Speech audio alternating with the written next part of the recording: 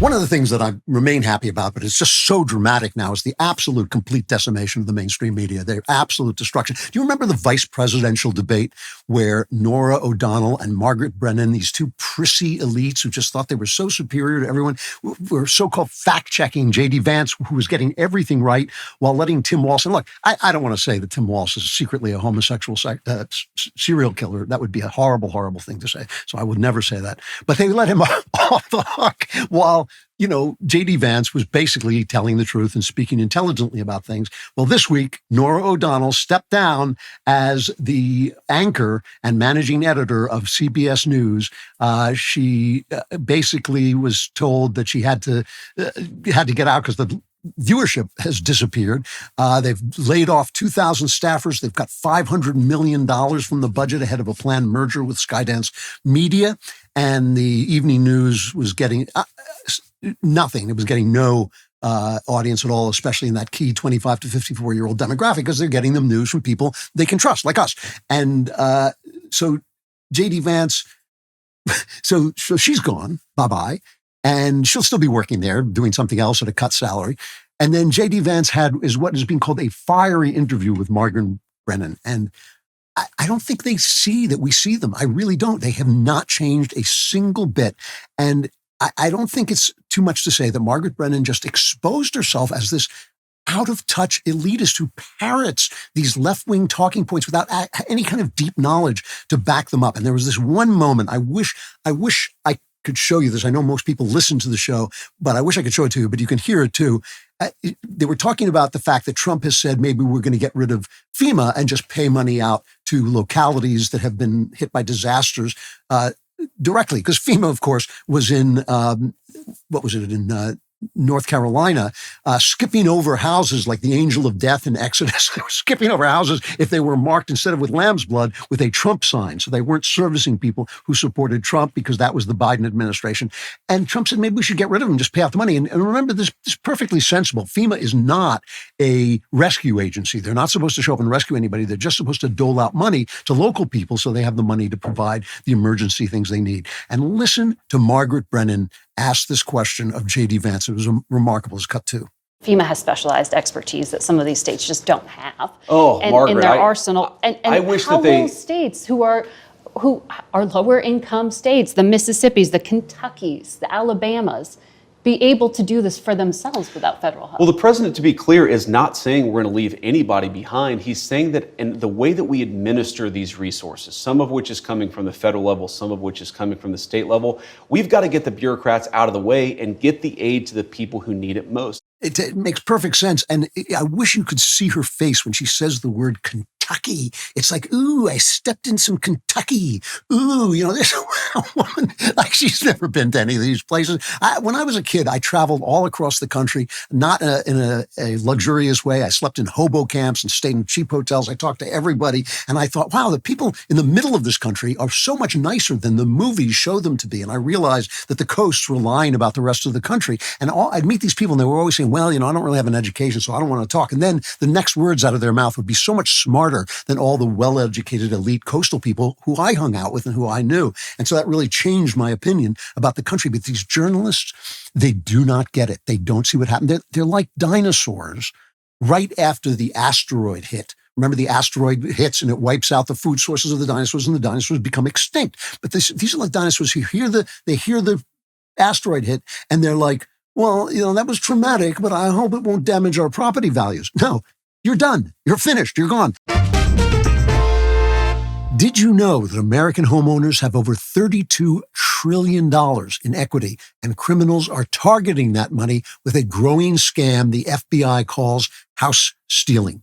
This scam allows criminals to transfer your title out of your name using a one-page document they file at the county. Then they can take out loans against it or even sell it behind your back. And the most concerning part, you don't find out about it until collection or foreclosure notices start arriving in your mailbox, leaving you with a financial and legal nightmare. The best way to protect your equity is with Home Title Lock's exclusive $1 million triple lock protection. This service offers 24/7 monitoring, urgent alerts, and if fraud should occur, their U.S.-based restoration team will spend up to $1 million to fix the fraud and restore your title. So When was the last time you checked on your title? If you're like me, the answer is never. And that's exactly what scammers are counting on. The good news is we've partnered with Home Title Lock to offer you all 25% off their services. Go to HomeTitleLock.com, use my promo code Klavan25 to save 25% off, and you'll also get a free title history report to ensure you're not already a victim. And make sure you check out the $1 Million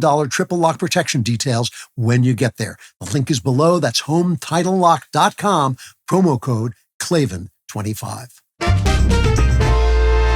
Jim, look at me. I'm Jim Acosta. One of the worst offenders, even though he doesn't do it in public. He's on CNN where no one can see him.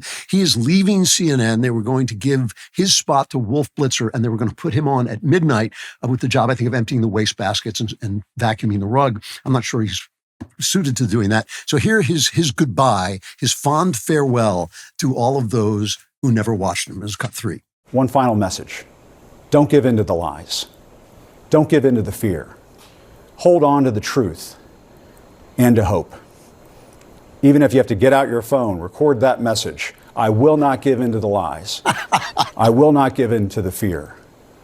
Post it on your social media so people can hear from you too. That's what I'm doing. What I'm doing is I just have a big picture of Jim Acosta stuck on my head. So I remember, don't give in to the lies. Whose lies? Jim Acosta's. Jim Acosta was one of the most dishonest so-called journalists on TV. Here's just a cut from our friends at Newsbusters of just a short burst of what Jim Acosta took for journalism covering Donald Trump. It's cut 4. At one point during this address, the president referred to the coronavirus as a, quote, foreign virus. It's going to come across to a lot of Americans as smacking of xenophobia. The president seems to harbor racist feelings about people of color. He also continued to paint immigrants as criminals when they come across the border illegally. Donald Trump's radical ultra-nationalist agenda beginning to take shape this morning. The president of the United States looking like a wannabe dictator. A hard-right Supreme Court appears poised to turn back the clock to the 1970s. Jake, I think our founding fathers are probably rolling in their graves right now. What are you, the voter, prepared to do to hold accountable those politicians who choose Trump over American democracy? Fox News, they've been on this, rampage about critical race theory. This is just the latest outrage device over at Fox, is it not? I have to tell you something. There's a lot of commentary on Fox, and you can take it or leave it. There is more true journalism on the Bret Baier Hour, the special report, in that hour than there is on CNN in a week. I mean, easily. That's not journalism. I'm sorry. It's not even good invective. It's just this kind of propaganda that he's spewing out as the opposite of journalism. Bye, Felicia. He's gone. Nora's gone. Margaret has exposed herself for what she is. And then topping this period off, there was the magnificent debut of Carolyn Leavitt, I believe she pronounces her name, Carolyn Leavitt, who is the youngest White House press secretary. She's 12 years old. She's just sort of her 13th birthday. I don't actually mean that as an insult. She's a highly talented, intelligent young lady, but she looks to me like, when a cop pulls you over, when you're my age and a cop pulls you over, he looks like a 7-year-old kid wearing his daddy's cop uniform. It's like, I'm going to give you a ticket. And go like, okay, kid, just give me a ticket and pretend you're going to give me a ticket and let me go home. And then you realize, oh my God, he's an actual police officer. So Carolyn looks to me like a child, but let's compare her to Karine Jean Identity Hire. Now, people sometimes thought it was wrong of me to say that Karine Jean Identity Hire was an identity hire. It was her name. I was just giving you her name, Karine Jean Identity Hire. This was how she introduced herself, cut 5. I am obviously acutely aware that my presence at this podium represents a few firsts. I am a Black, gay, immigrant woman, the first of all 3 of those to hold this position. And let me just remark, who cares? We don't care. She was awful at what she did. And now Carolyn comes out and she says how she's going to run the place. She's asked this BS question. They've been asking this question since Jimmy Carter. Will you tell us the truth? Now, of course, what she's going to tell is what the president is saying. That is her job, to report what the president is saying and doing. And she takes the flack if it turns out not to be true, but that's all she can do. They don't even let press secretaries into the inner briefings because they don't want them to have to lie. Her job is to relate to the press what the president is saying. And here's her response cut 6. Since you brought up Truth Seek, I would like to point out, while I vowed to provide the truth from this podium, we ask that all of you in this room hold yourselves to that same standard. We know for a fact there have been lies that have been pushed by many legacy media outlets in this country about this president, about his family, and we will not accept that. We will call you out when we feel that your reporting is wrong or there is misinformation about this White House. So, yes, I will hold myself to the truth, and I expect everyone in this room to do the same. Ouch, that's going to ruin the entire business model of most of those guys. I mean, it's just amazing, even the tone of these press conferences compared to Joe Biden. You know, what kind of ice cream do you like? Are you feeling okay, Joe? You look sharp as a tack, Joe. You're doing great, Joe. You know, suddenly they're asking these tough questions. And then there was this announcement, which I cannot tell you how huge this is. Well, I'll explain why it's huge in just a minute, but let her make the announcement of now the fact they're going to bring in the new media. This is cut 7. This White House believes strongly in the First Amendment, so it's why our team will work diligently to restore the press passes of the 440 journalists whose passes were wrongly revoked by the previous administration. We're also opening up this briefing room to new media voices who produce news-related content and whose outlet is not already represented by one of the seats in this room. We welcome independent journalists, podcasters, social media influencers, and content creators to apply for credentials to cover this White House. So why is that important? Because we were blacklisted at the bigs. Conservatives were blacklisted at the networks. There are no conservatives at the networks. There are no people who don't live on the coasts at the networks or at the New York Times, which is just gets a feeding, is fed by the Ivy Leagues, and only people who are rich enough to do internships can work there. It is completely limited to elite, upper-class, left-wing people. And they say, well, why don't you build your own news media? And then you build your own news media and they block you. If you're in the New York Post, they take you off Twitter when you report a true story. And they'll say, well, why don't you build your own Twitter?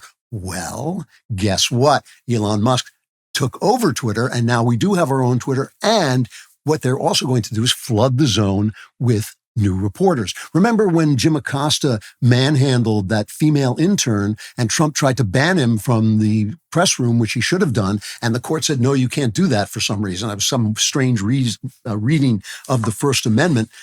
Well, now, instead of banning them, just going to outnumber them. They're just going to bring in some other people. And I saw our own Daily Wire's own Mary Margaret Olahan asking Trump a question, which I thought was exciting. That is going to change everything. When the dinosaurs became extinct, it meant that all those little mammals who were hiding away in the trees could come creeping out and start to become bigger mammals, primates, human beings, and start civilization. That is what is happening now. The smalls are coming out, and soon they'll have reporting power, and soon they'll have the kind of reporting power that the bigs have, and soon they'll be the bigs, and the bigs will just be these bones that we put in museums and say like, oh, look, that's what a big, stupid, useless beast the media used to be as we visit them in our natural history museums. This is a glorious moment. For more great stuff, like and subscribe. And for even more great stuff, subscribe to The Andrew Klavan Show wherever you get your podcasts.